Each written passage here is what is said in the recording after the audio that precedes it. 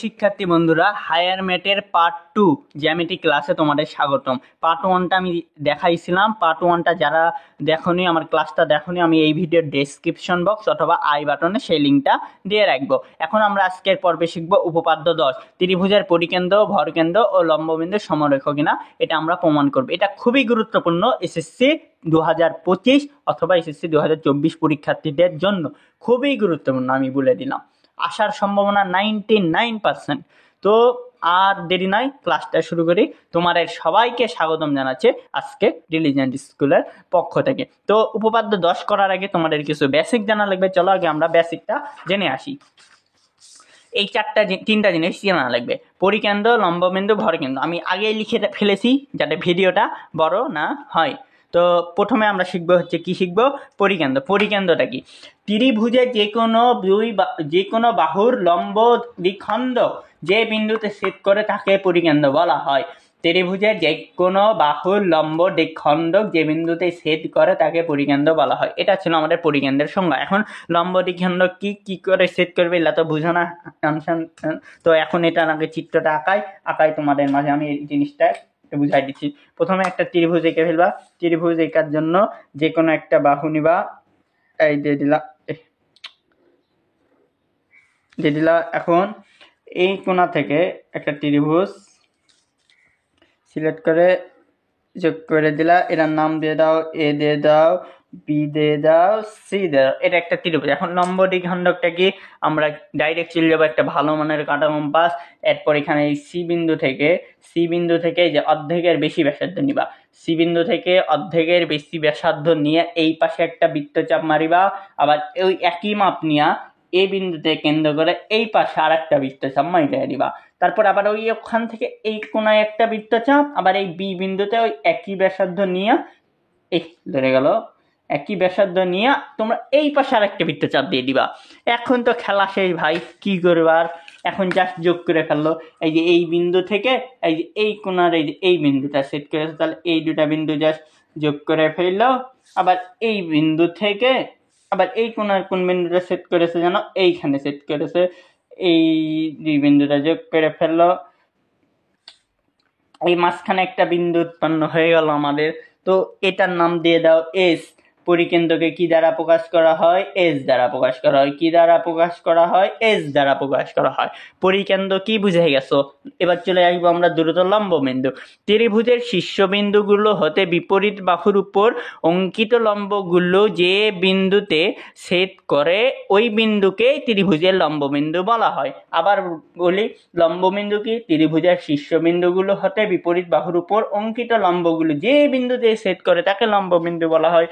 তো একটা ত্রিভুজ আঁকে ফেলে, এখানে ছোট্ট করে আমি আঁকছি, জায়গা কম। তো ত্রিভুজ আঁকার পর এখন কি করবো? একটা লম্ব বিন্দু টানবো। মনে করে এখান থেকে একটা লম্ব বিন্দু টেনে নিলাম। এখন এইখান থেকে আর একটা লম্ব বিন্দু এইভাবে একটা টেনে নিলাম। আবার এইখান থেকে আর একটা লম্ব বিন্দু এই বিন্দু টেনে নিলাম। এলা যেন 90 ডিগ্রি হয়। এখানেও তো এটা যোগ হয়ে যাবে 90 ডিগ্রি। এটাই হচ্ছে লম্ববিন্দু, বুঝছো? মানে 90 ডিগ্রি কোণ উৎপন্ন হবে, সোজাসুজি 3 ভাবে যাবে। এবিসি একটা ত্রিভুজ। তো আমার একটু 19-20 হয়েছে, আমি হাত দিয়ে জড়িয়ে চিত্রটা আঁকাইছি। দ্রুত করছি। ভরকেন্দ্র কি? ত্রিভুজের মধ্যমাগুলো যে বিন্দুতে ছেদ করে ওই বিন্দুকে ভরকেন্দ্র বলা হয়। লম্ববিন্দুকে তোমার এই যে ও দ্বারা প্রকাশ করে। লম্ববিন্দু ও দ্বারা প্রকাশ করে। তো ভরকেন্দ্র কি? ত্রিভুজের যে মধ্যমাগুলো যে বিন্দুতে ছেদ করে ওই ত্রিভুজের ভরকেন্দ্র বলা হয়। এটি মধ্যমাকে 2:1 অনুপাতে বিভক্ত করে। তো ভরকেন্দ্রটা বুঝতে পারলা না তোমরা? এখন চিত্র আঁকালে সুপার ক্লিন হয়ে যাবে। তোমরা ওয়েট করো, আমি তোমাদের সাথেই আসি। এই যে চিত্রটা এঁকে ফেললাম। নাম দিয়ে দাও এ বি সি।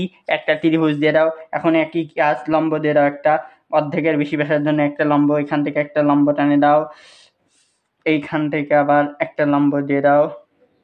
এটা মাঝখানে একটা বিন্দুতে সেট করেছে, এই মাঝখানের বিন্দুটা জি। এটাই হচ্ছে আমাদের আর 2:1। এটা যদি 2 হয় 1 হবে, 2 হয় 1 হবে, 1 হয় 2 হবে। এইভাবে 2:1 অনুপাতে বিভক্ত করে। তো আমরা এই পর্যায়ে কি কি শিখলাম?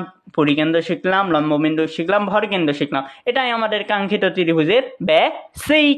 তো এবার আমরা মূল বই চলে যাব পৃষ্ঠা 74। তোমরা মূল বইটা দ্রুত বের করে ফেলো। মূল বই থেকে শিখবো ত্রিভুজের পরিকেন্দ্র, ভরকেন্দ্র, লম্ববিন্দু। এটার প্রমাণটা আমি খাতায় অঙ্কন করে দেখাবো, কিন্তু যেটা আমি অঙ্কন করবো না বিশেষ নির্বাচনটা আমি দেখাবো না। বিশেষ নির্বাচন তোমরা বই থেকে পড়ে নেবা, জাস্ট বিশেষ নির্বাচনটা আমি একটু 1 মিনিটে বুঝাই দিব। মনে করি ত্রিভুজ ABC, এই যে মনে করি ত্রিভুজ ABC এর লম্ববিন্দু, এই যে এটা হচ্ছে লম্ববিন্দু ও পরিকেন্দ্র S, এই যে পরিকেন্দ্র, এই যে S, পরিকেন্দ্র S এবং AP একটি মধ্যমা, এই যে AP, এই যে AP একটি মধ্যমা। লম্ববিন্দু O এবং পরিকেন্দ্র S এর সংযোগ রেখা AP মধ্যমাকে G বিন্দুতে ছেদ করে। লম্ববিন্দু O এবং কি বলেছে S এর সংযোগ রেখা AP মধ্যমাকে এই যে G বিন্দুতে ছেদ করে, তাহলে এটা ভরকেন্দ্র। S ও P যোগ করি, এই যে S আর P তা যোগ করে দিয়ে যে এইভাবে যোগ করি। রেখা BC এর উপর লম্ব, BC এর উপর, এই যে BC এর উপর SP একটি লম্ব না, তাহলে G বিন্দুটি ত্রিভুজ ABC এর একটি ভরকেন্দ্র। এটা প্রমাণ করাই যথেষ্ট। তো এখন আমরা প্রমাণ দেখব, চলো। চিত্রটা তোমরা একটু ভালো করে লক্ষ্য করে এইভাবেই কিন্তু চিত্রটা আঁকাতে হবে। চিত্র যদি ভুল যায় তাহলে তোমরা মার্কটা পাবা না, মার্ক কাটে নেবে। চিত্র আমরা অনেক ইউটিউবার আছে, অনেক গাইড আছে, বিভিন্ন রকম চিত্র আঁকায়, তো ওলাও হবে, আমি সবগুলোকে স্বীকার করছি। কিন্তু আমি তোমাদের আজকের এই উপপাদ্য না, অনেক ভিডিও আছে ইউটিউবে, কোনো ভিডিওর সাথে আমার মিলবে না। একদম সহজ উপায়, এই চিত্রটি তোমরা আমার ভিডিওটা দেখলেই বুঝতে পারবা, খুব সহজে আমি শেখাবো। চলো শুরু করি। তো প্রথমে তোমরা একটা কাটা কম্পাস নিয়ে নাও। আমি চিত্রটা, এই যে চিত্রটা আমি এঁকেই রেখেছি, তাও তোমার এই চিত্রটা আমি একবার দেখাই দিই, তোমরা অনেকেই আঁকতে পারবা না। তো চলো কি করব, প্রথমে আমরা একটা কাটা কম্পাস নিয়ে একটা বৃত্তটা অঙ্কন করব। তো বৃত্ত অঙ্কন করার জন্য আমাকে এগুলা খোলা লাগবে একটু, যাতে পৃষ্ঠাটা সমান থাকে।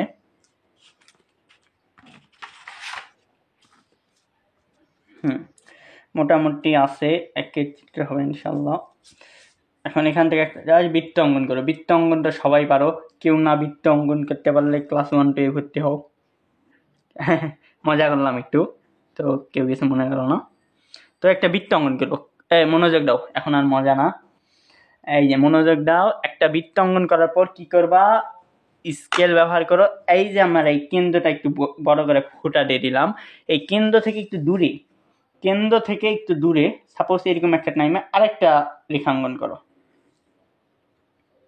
অঙ্কন করলা, এবার এখান থেকে একটু দূরে ধরো, আমি কল্পনা করি এই বিন্দুতে একটা ফোঁটা দিয়ে দাও, একটু ফোঁটা দিয়ে দাও, দিয়ে তোমরা এই যে তোমার এই জ্যামিতি বক্সের এইটা আছে না, এইটা বার করে একটু লম্ব টানবো কি করে, ওই যে ওই ফোঁটা থেকে এখানকে এই যে এইভাবে ধরে, মানে সমান যেটা হয়, সমান হয়েছে না এখানে আমার সমান, হ্যাঁ সমান হয়ে গেছে। এখন জাস্ট আমি একটু আগে চিহ্নটা দিয়ে দিই, এই যে চিহ্নটা দিয়ে নিলাম, এই পর্যন্ত একটা লম্ব যোগ করে ফেলবো। তো যোগ করি, আর তো কোনো কাজ নাই আমার।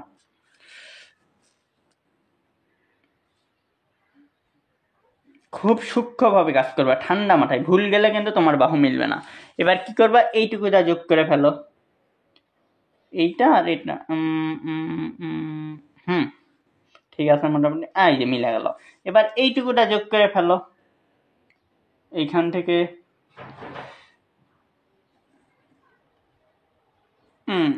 একবারে পারফেক্ট মিলে গেছে।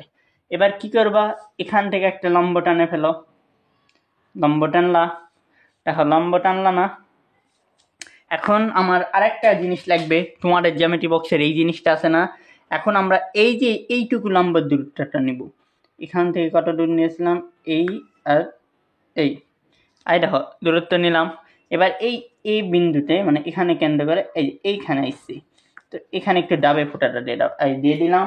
এখন কি করবো, জাস্ট খেলা শেষ, গেম ইজ ওভার। এখন আমরা হচ্ছে যোগ করব, যোগ করে কি করে সেটা তো জানোই তোমরা। এই বিন্দু থেকে এই যে এই ফুটটা বরাবর একটা যোগ করবো, যাতে মিলে যায় সুন্দরভাবে, পারফেক্ট, মানে এই বিন্দু আর এই বিন্দুটা যেন সমান হয়, মিলে গেল। এবার এখান থেকে এই যে এই পর্যন্ত একটা যোগ করে দেবো আমরা, এসপি, মানে এইখানে মিলে যায় যাতে, হয়ে গেল না। এবার একটা নাম দিলা, এটার নাম এস, এই যে এটার নাম কি দিবা, এস দিলা, এটার নাম দিয়ে দাও ই, এস ই। আরেকটা অঙ্কন করা লাগবে, এইখান থেকে আমি ভুলে গেছি, এখান থেকে এই পর্যন্ত শেষ। এবার নিয়ে নাও এ বি সি একটা ত্রিভুজ, যার নাম পি, এটার নাম ডি, এটার নাম এস দিয়েছে, এটার নাম জি, এটার নাম ও। এস ও জি তিনটা একই সাথে হলেই আমাদের কাঙ্ক্ষিত প্রমাণটা চলে আসবে। প্রমাণ করতে বলেছে ত্রিভুজের পরিকেন্দ্র, ভরকেন্দ্র, লম্ববিন্দু যাতে সমরেখা হয়। সমরেখা তো হচ্ছেই। এখন আমরা কি করব, জাস্ট আমি একটু ভরে দিই, এইটুকু তো কাজ নয় আমার। এখন এই চিত্রণে খেলা হবে কি নিয়ে, চিত্রণে।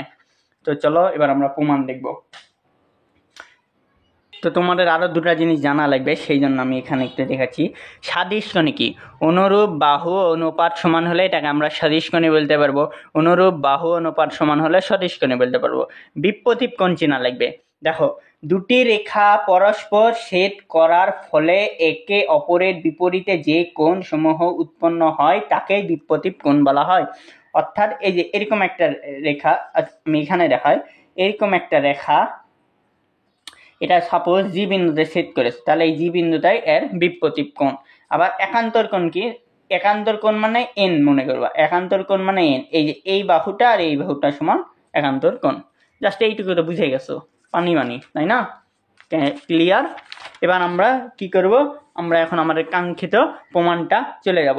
তো প্রমাণ করার আগে তোমাদের শর্টভাবে তো আমি শিখাতে চাইছিলাম, কিন্তু শর্টভাবে শিখাবো না, কারণ শর্টভাবে শিখালে এলা তোমরা বুঝবা না। এখন এখানে প্রমাণ লিখে ফেলো, ফুল ডিটেলসে দেখাচ্ছি। প্রমাণ আমার লেখা দেখতে পাচ্ছ, আশা করছি দেখতে পাচ্ছ। এখন কি কাজ করবা, ত্রিভুজ এ বি সি, দেখো বুঝো, ত্রিভুজ এ বি সি লম্ববিন্দু কোনটা? ও না, এটুকু লিখে ফেলো। ত্রিভুজ এ বি সি এর লম্ববিন্দু কোনটা? ও না, এই যে ও লিখে ফেলো। এবার ও থেকে এই শীর্ষের দূরত্ব, এবার লম্ববিন্দু ও থেকে এই শীর্ষের, এটা এই শীর্ষবিন্দু মানে এ শীর্ষের, ও থেকে এই শীর্ষের, ও থেকে এই শীর্ষের দূরত্ব কি? দূরত্ব ও থেকে এই শীর্ষের দূরত্ব কি হবে? ও এ না, ও এ। আবার পরিকেন্দ্র কি? এস, এবং লিখো, এবং পরিকেন্দ্র, হ্যাঁ, এবং পরিকেন্দ্র এস। আবার এস এর পর আবার লিখবা থেকে, এস থেকে, এই যে এস থেকে আবার এ শীর্ষের, এস থেকে কি শীর্ষের বললাম? এ শীর্ষের, হ্যাঁ, এস থেকে এ শীর্ষের কি আবার দূরত্ব না, এস থেকে এই শীর্ষের দূরত্ব হয় কি? এখানে ও থেকে এই শীর্ষের দূরত্ব, কিন্তু এখানে কি লম্ব আছে না, এটা একটু বেঁকা গেছে না? তাহলে এস থেকে এই শীর্ষের বিপরীত বাহু কোনটা? বিসি।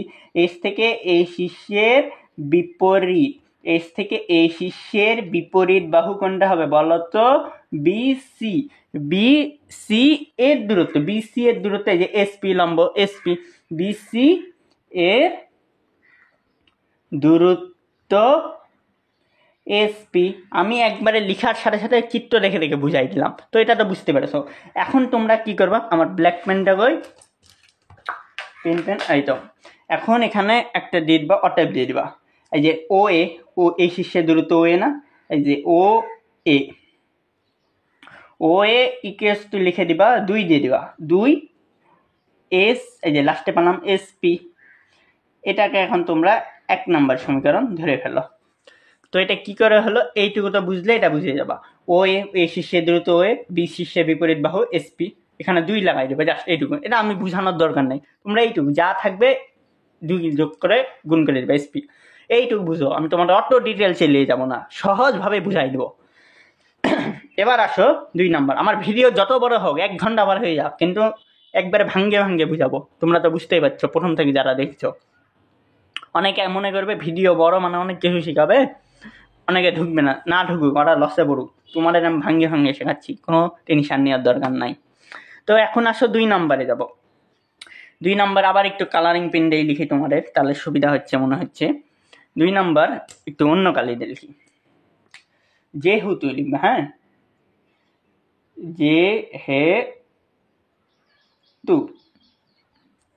যেহেতু কি লিখবা, এডি, এই যে এডি সমান্তরাল এসপি, মানে এডি ও এসপি উভয় বিসি বাহুর উপর লম্ব। এই যে এই যে এ ডি এস পি, আমি বড় চিত্র দেখাই আরো সুবিধা হবে।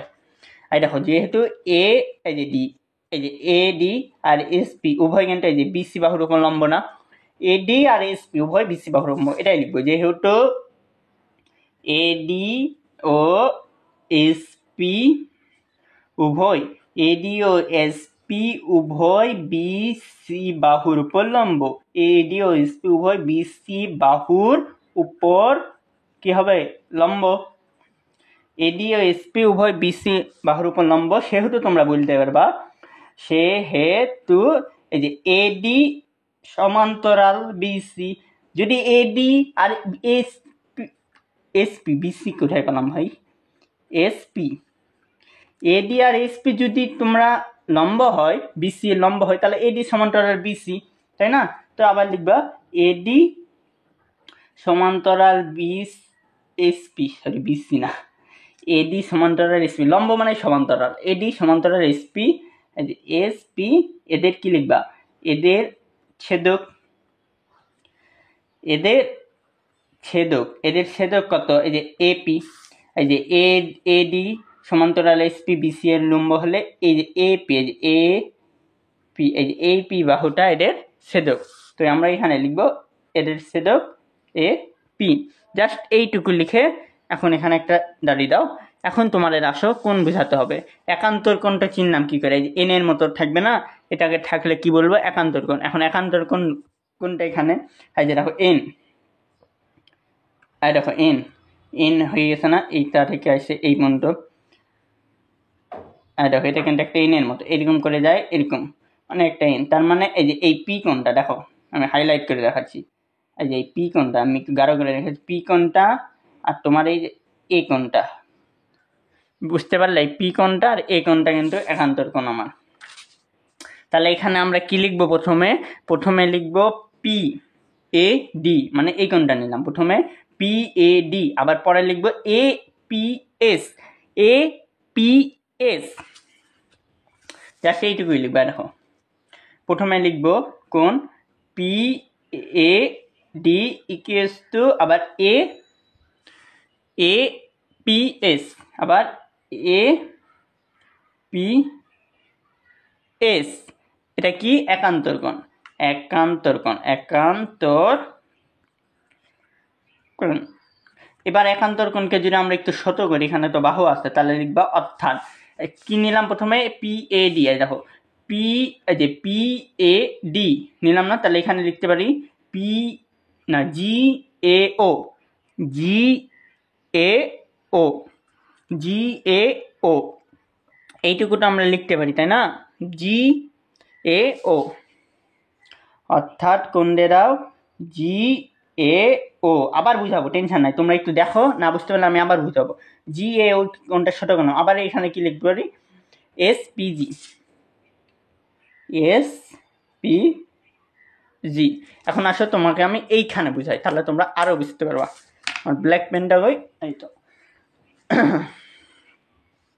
প্রথমে এই পর্যন্ত তো বুঝতে পেরেছো, একান্তর কোণ, একান্তর কোণ মানে এই যে শিখাই দিলাম এন, একান্তর কোণ মানে এন, মানে এই বাহুটা হবে আর এই বাহুটা হবে একান্তর কোণ।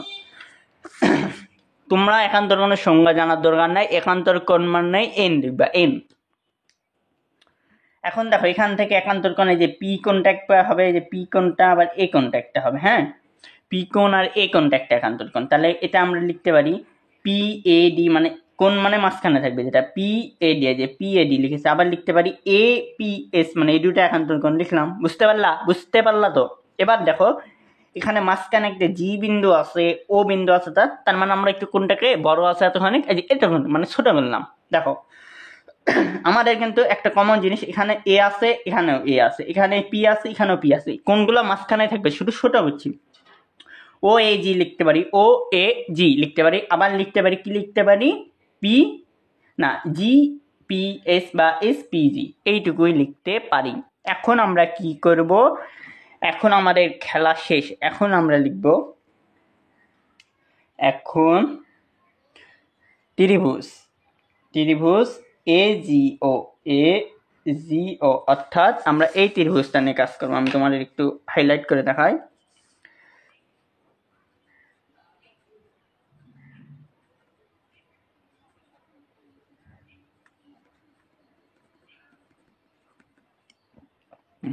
এটার নাম কিন্তু এ দিয়েছি, এ এই যে জি, বড় হাতের দেখায়, এ জি এই যে ও, বুঝতে পারছো?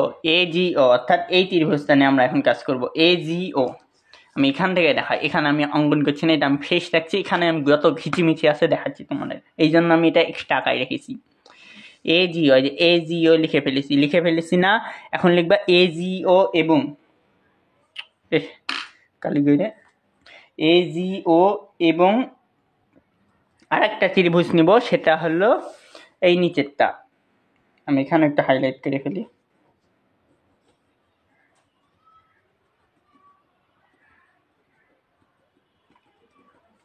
এটার নাম পি এস। তাহলে এজিও পিএসজি বা জিপিএস বা এসপিজি, যা খুশি নাম দাও, ত্রিভুজ নাম দিলাম, আমি দিলাম পিজিএস। আবার ত্রিভুজ পিজিএস এর মধ্যে এইটুকু তো বুঝতে পেরেছো, কারো কোনো সমস্যা থাকার কথা নয়। এর মধ্যে এখন কি লিখতে পারি? বিপ্রতীপ কোণ এখন হিসাব করব। বিপ্রতীপ কোণ মানে যে এরকম জিটা মাঝখান, এখানে জি মাঝখান না, মানে এই বাহুর একটা মধ্যবিন্দু এদিক দিয়ে একটা গেছে, মানে মাঝখানের বিন্দু জি না, তার মানে এই জিটাকে আনতে হবে আমার। কি করে আনবো? বিপ্রতীপ কোণ, দেখো আমরা যদি এটা লিখি এ জিও, দেখো এ জিও, মূল কথা আমাকে জিটা মাঝখানে আনতে পারে। একবার এই ত্রিভুজ এ জিওর মধ্যে এ জিও একটা বিপ্রতীপ কোণ। তারপরে আরেকটা নিতে পারি জি না পিজিএস বা এস জিপি, আমি নিলাম এস জিপি, এটা বিপ্রতীপ কোণ জিটাই বিপ্রতীপ কোণ, মানে জিটা যেভাবে হোক মাঝখানে আসতে পারবো। তুমি এটাও লিখতে পারতাম, আমি লিখতে পারতাম ও জি এ ইকুয়ালস টু লিখতে পারতাম, কি লিখতে পারলাম পিজিএস, মানে তোমার মূল উদ্দেশ্য জিটাকে মাঝখানে আনা। বিপ্রতীপ মানে এখানে মাঝখানে দেখো এই বিন্দুর একটা এই বিন্দুর একটা মাঝখানে একটা বিন্দু আসছে না, তার মানে এটা জি, এটা হচ্ছে বিপ্রতীপ কোণ। বিপ্রতীপ কোণ মানে তোমাকে জিটাকে মাঝখানে আনতে হবে। তো এখানে আমি জিটাকে মাঝখানে আনছি, আবার এই জিটাকেও মাঝখানে আনতে চেষ্টা করছি। তো এইভাবে লিখতে পারো। তো আমরা উপরেরটাই লিখি, এই যে বিপ্রতীপ কোণ এ জি ও, এদের মধ্যে বিপ্রতীপ কোণ তোমার এই যে যা লিখেছে তাই লিখে ফেলো, A G O equals to S G P. এখানে পাশে একটা ব্র্যাকেট দিয়ে সুন্দর করে লিখে দাও বিপ্রতীপ কোণ। আমি অনেক কষ্ট করে বোঝানোর চেষ্টা করছি, একটু ভিডিওটা দেখো তোমরা যতই বড় হও। আমি চাইলে এই ভিডিওটা 5 মিনিটে দেখাই দিতে পারতাম, কিন্তু তোমরা কিচ্ছু বুঝবে না। এরপরে আসো বিপ্রতীপ কোণের খেলা শেষ হলে আমরা চিনব একান্তর কোণ। একান্তর কোণ মানে শিখাইতেছি এই বাহু আর এই বাহু। এখন এখানে একান্তর কোণ কোনটা?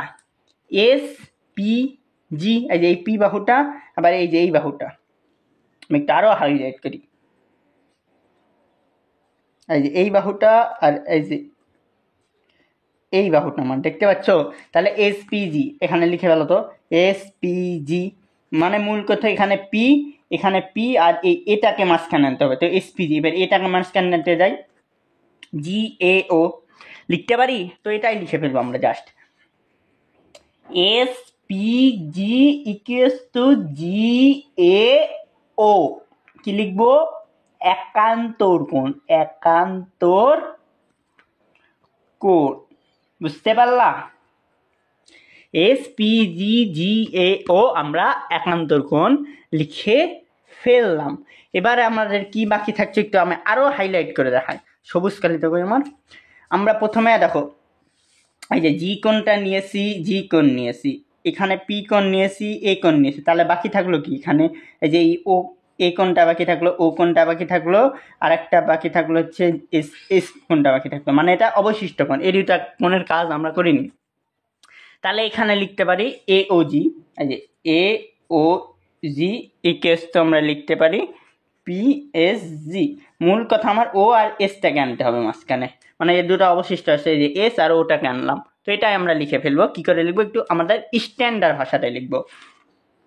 এখানে লিখবো অবশিষ্ট কোণ, অবশিষ্ট কোণ লিখবো এ ও জি ইকুয়ালস টু লিখবো, আবার লিখবো অবশিষ্ট কোণ লিখবো কোণ পিএসজি, পিএসজি। এবার ত্রিভুজ দেখো, ত্রিভুজ এজিও মানে যেটা নিয়েছিলাম এজিও, এজিও তিনটা কোণ সমান হয়েছে মানে এটা সাদৃশ কোণী, এজিও সাদৃশ কোণী, এজিও সাদৃশ কোণী হলে সুতরাং আমরা লিখতে পারি সুতরাং এসজি ভাগ জিপি ইকুয়ালস টু ও এ ভাগ এসপি, এসপি। আবার এখানে আমরা লিখতে পারি এজি ভাগ জিপি ইকুয়ালস টু টু এই যে এসপি আর এসপি।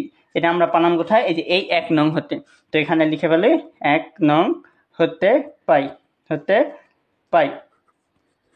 এসপি আর এসপি খাতে গেলে এখানে থাকলো 2 ভাগ 1 না, নিচে একটা 1 থাকলো, এটা লিখে ফেলো A G is to G P equals to 2:1, PROVED proof.